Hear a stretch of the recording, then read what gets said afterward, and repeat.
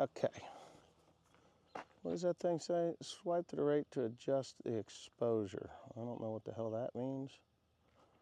But we're not adjusting exposure. I don't think I need to. Anyway, this is my new camera. I can turn my wrist. You can't tell, but I'm turning my wrist. What I have bought, and I've got my microphone. See this little hello thing? So you should be able to see, hear, and understand what I'm saying as long as I have my microphone on. And this is really just a test of the camera and its abilities. So what I'm doing is, it's Easter Sunday, so happy Easter to everybody that celebrates Easter. For those that don't celebrate Easter, well, you know, happy Sunday. But for the most part, it's Easter. And yeah, so I do believe that Easter is the day that Jesus rose from his grave. And then he roamed the earth for, you know, roamed the planet or the earth or the land for until Ascension Day, when he ascended to heaven and to be with his Father. Now, enough religion and stuff for that. What I'm doing is I'm just taking a walk out here. The really cool feature of this camera, and there's a couple of really cool features of this camera, but I can flip it around with just a touch of my finger on the screen. I would love to show you this camera in all of its glory, but I will not be able to because it is attached, you know, I'm filming with it. So I do have another camera that I can actually take pictures of, and I will tell you what it is. I really liked the DJI cameras. I really did. I had the DJI Osmo or Osmo, original Osmo camera, the first one. And then they came out with the Pocket 2, the Osmo Pocket 2. Well, I should have sent the Osmo back and just went with the Pocket 2. But this one is the third one.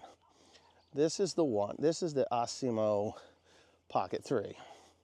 So you're probably wondering where I'm going. You may have been here before if you're not new to the channel. But if you're new to the channel, this is where my sister and brother-in-law are buried.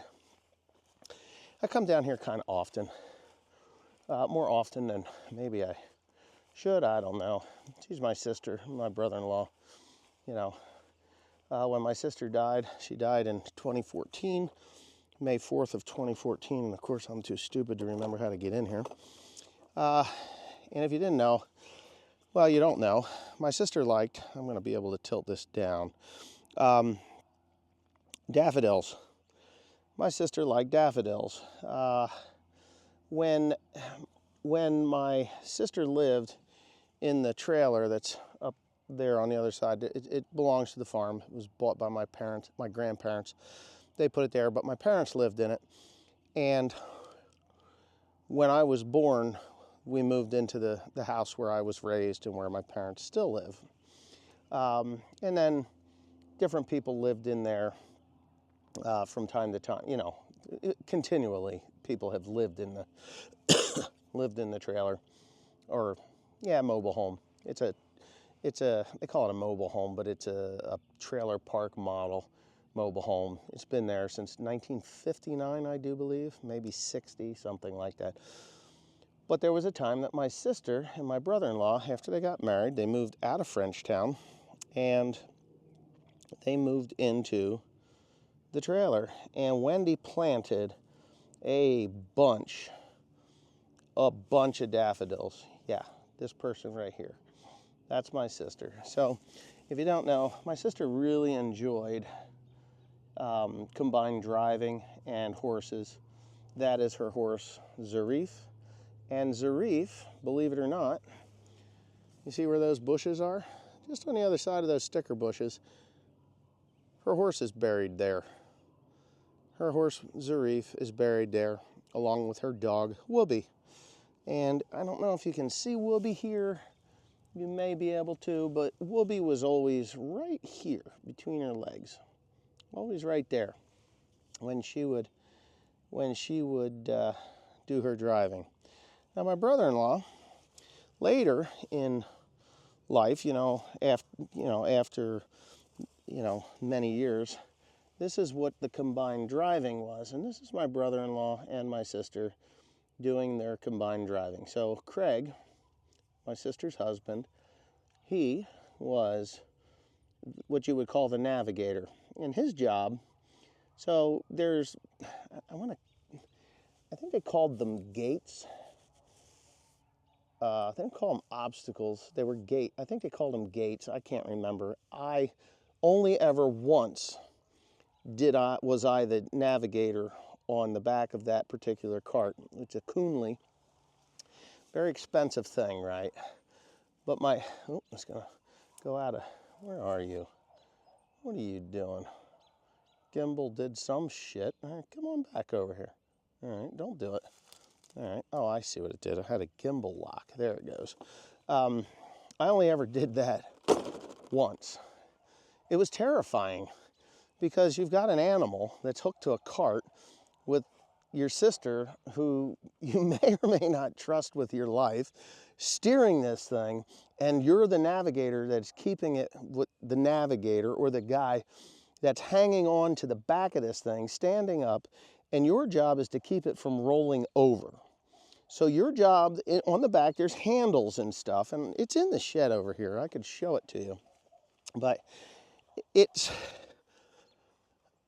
your job to keep that thing from rolling over. So if you go around a corner, hazard. They call them hazards. They're not obstacles or gates. They're called hazards. Your job is to shimmy the back end of that thing over so you don't hit the hazard. Your job is when they're going flat out, full bore, and that horse knows when you're about to hit a hazard, and it will just get stupid excited and ready to go tear through there. Well, yeah. Anyway, I forget what I was talking about. Just, it's scary, but that's what Wendy and Craig did. My nephew Cody is their son. He used to work for me. You probably remember him if you're from the channel. He doesn't work for me anymore, which is fine. I enjoyed working with him for the most part. I mean, there was a few things that he did that I wasn't thrilled about, mostly attitude, but whatever. But anyhow, that's just the way that worked out. And Wendy and Craig did that stuff on the weekends. And they would travel to do it. And they had a good time doing it. Met a lot of people doing that. I personally would probably never, ever in my life say, okay, I'm going to allow this horse to drag my ass across a field at God knows breakneck speed and head into a hazard that's going to, potentially kill me if I don't do my job correctly by shimmying this thing apart. But, I mean, I could see the exhilarating part of it. I'm going to flip you around here. That is so cool when you flip that around.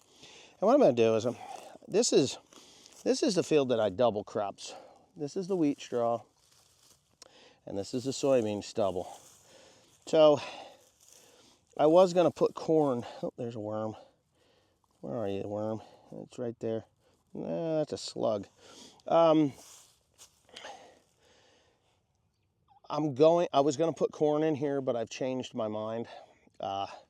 As y'all know, I'm pretty sure y'all know that corn is not going to pay the bills this year. The price for corn, the commodity price for corn, is pretty pathetic. Even though I will be planting about 500 acres of corn, I'm not going to be planting 1,000 acres of corn. So the majority of it will be soybeans. That's just the way it's going to go. I just got done planting hay crop. I did not film it. There's a reason I did not film it. And I mean, I could go into the reasons, and I will.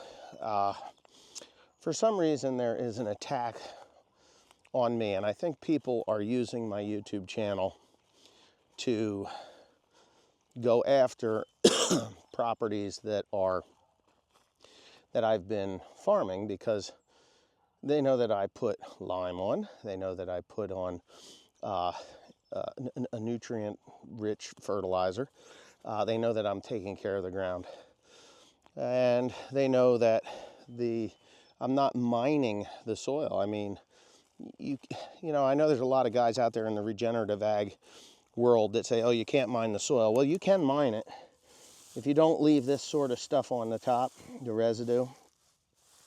You just look at all the worm castings. This ground is just, it's beautiful underneath there.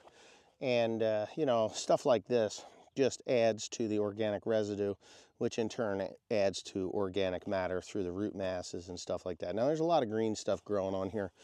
Most of it is wheat that was left over from, well, I blew the fine seed out onto the ground because I wanted the falling numbers had to be right for flour wheat, and I wanted flour wheat because you get paid a little bit more for it.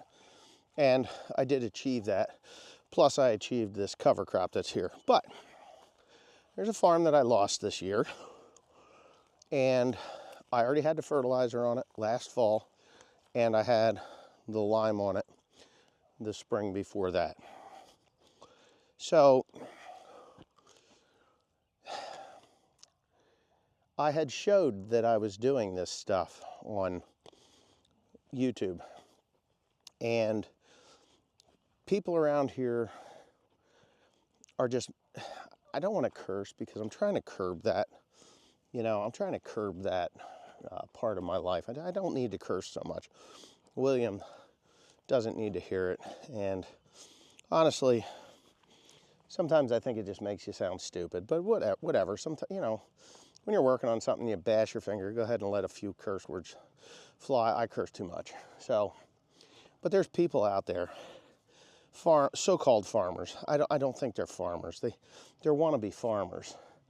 They were given the opportunity to farm by an in-law, or they just were raised out here in the country and said, oh, I love John Deere tractors. I want to be a farmer. Mom, Dad, can you buy me this, that, and the other thing?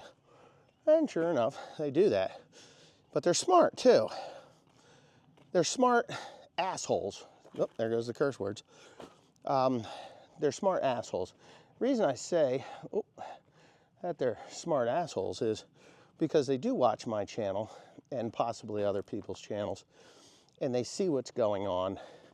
They see that there's, you know, money to be made on somebody else's hard work. Now, it's usually when, and this is how it happened, new property owner buys a piece of property that I've been farming for years, and these other knuckleheads know that I've been taking care of it. They know that it was sold, and the first thing they'll do is they'll quick run to the new property owner and say, oh, well, I'll do this for you, and I'll do that for you, and I'll do the other thing for you. And in one case, several cases now, I'm gonna kind of back up a little bit because now you can hear me, but in several cases here, the new property owners didn't know the name of the guy that was farming it. Me, you know, they didn't know that I was farming it. This last one, they knew I was farming it. And they were just like, you know, the new guy comes in and sings a song and a dance that, oh, he's using harsh chemicals and things like that, and he's going to ruin your soil because he's not doing this or he is doing that. It really wasn't. I didn't get into it because, quite honestly, if a property owner is so willing to switch without ever meeting with the farmer that's already on there, they're not somebody I want to work with or farm on their land because it's cutthroat. you know, I may go onto the property and spread lime, and some other knucklehead comes along and says, oh my God, that's toxic chemicals that he got from, you know, BASF or some shit. And, you know, instead of calling me up and saying, these are the type of people they are, instead of calling me up and say, hey, I saw you out there spreading something. What was that? It looked like you were putting a lot on. And I could just say, oh, well, it's calcium carbonate. You know, it's calcium carbonate. It's calcium. It's a pH adjuster, and it's really good for biology in the soil, natural biology in the soil, and for root development and mineralization of nutrients that are already in the soil. So I don't have to buy more and put more on than I absolutely have to. Now, the people that are trying to snipe the property, they know this. They're like, oh, that dude just put 3 tons of lime to the acre. And that's what happened to the last one. 3 tons of lime to the acre. 3 tons of lime to the acre and organic fertilizer at 1 ton to the acre last fall. And that wasn't cheap. So, yeah, that one hurt. But you know what? I hate to say this, but because nobody's a winner in this thing, but there's other land that guy farms that is potentially good land. And all you got to do is open up your wallet just a little bit, pull out a few bucks, and say, hey, I'm willing to give you this. Want a 5 to 10 year contract. If you can get a 10-year contract, then that's great. But a 5-year contract, and this is what I'm going to give you. This for the first 5 years. If you give me 10, I'll pay you this for 5 years, and then after that 5 years, I can give you $10 an acre more. And that generally locks it up. And then that douche canoe that sniped your ground away because he knew that he wasn't going to have to put anything into it, he just loses more than what he just gained. And that's what's going to happen. I am going to do that. I'm going to be that guy. I'm going to be that guy that opens his wallet up and says, you know what? I know so-and-so is paying you $30 an acre. I will give you $50 an acre right now. And then if you give me a 10-year contract, I'll bump that to $70 an acre. Because you can still make some money at $70 an acre if you farm smart. Yeah, you got to farm smart. Now, what are you going to put on there? Well, you're going to put on there the highest paying thing that you can put on there. Is it corn? More than likely not. Is it soybeans? Possibly. Could it be something else? Most definitely. And I actually have a market for something, and you know, I've got a market for something right now that is going to pay me 3 times what the mushroom growers are paying me. So 3 times it is. Oh, and I have the ability, if it does get wet or ruined or old because of weather, I can still sell it to the mushroom barn. It's not alfalfa. But you know what? That's what it'll be. So there you go. I've ranted enough, I guess, and you got to see my sister's grave and a little bit of history there. I miss my sister. I miss my brother-in-law too. I mean, you know, me and Craig were not super close, but, you know, we got along just fine and never had any problems. Maybe once I borrowed something of his without asking it.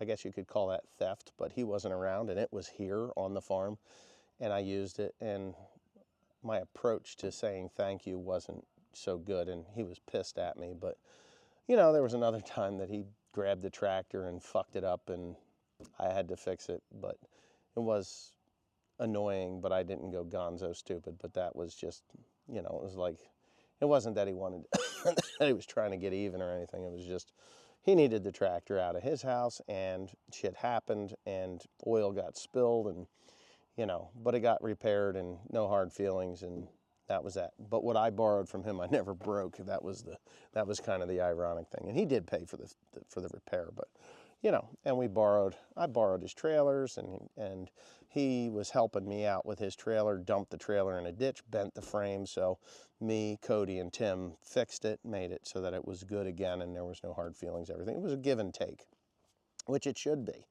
You know, I mean, he damaged his trailer helping me, so it was no big deal to help them out. But I know there's a lot of people in this world that would just say, well, I guess you were too stupid to realize that the ditch was there. It's your fault. You fix it. Well, I am not that way. But anyways, this is the new camera. I hope you enjoyed it. Maybe it worked, maybe it didn't. Maybe this video is just useless, and you know, but I can guarantee you nobody saw any land or product that I put out there so that they can go and knock on somebody's door or make a phone call, because with the internet you can pretty much find out names of property owners like that, not like it used to be. You know, you don't actually have to go face to face. And these little peckerheads that do that stuff, you know, there's a special place in hell for them. You know, they can call it just business, and there is certain scenarios where it is just business. But when you know somebody has put a lot of money into a property, and then you go knock on that door or make that phone call and offer stupid money because you know that you're going to grow the best soybeans you've ever grown in your life on that piece of property, because you've never even looked at a lime quarry or even what lime does. You just know that it's an expense that you don't want to put in. But anyway, such is life. Have a nice night.